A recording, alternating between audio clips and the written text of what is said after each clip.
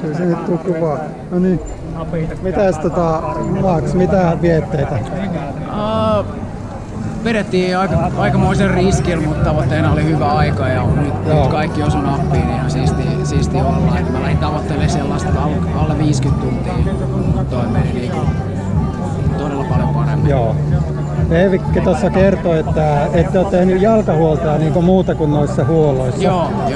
Että niin kuin kaikista vaan läpikäytännössä noista. Joo, verrattuna viime vuoteen, niin se Kalmakaltio hettäväli on tosi märkä, että 50 kertaa jalat kasvoi. Joo, mä ajattelin, että viime vuonna oli jo semmoinen, että tulee reittiennätyskeli, mutta nyt oli ilmeisesti silti suojat vaan niin kovassa kunnossa. Niin, ja sitten kun me yhdessä vedettiin se pitkä pätkä, niin on siitä tosi hyvä hyöty.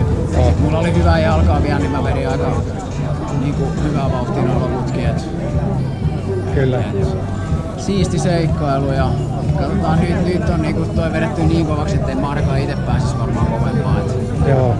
Mä ajattelin, että jos mä uudestaan yrittäisin, niin vitosella alkavaa, mutta en mä kyllä nelosella alkavaa pääse millään.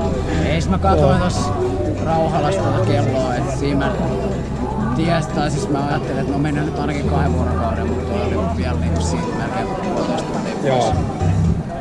Kyllä se oli tosi kova.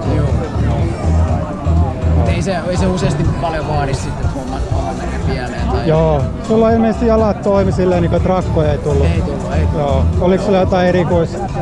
Ei. Sä käytit? Ihan siis rasvaa ja varvassukat niin, ja sitten hyvä kenkä, mikä toimii itse. Niin, just. Ja se normaalit työkalut. Joo. Kyllä. Joo. Hei, kiitoksia. Kiitos.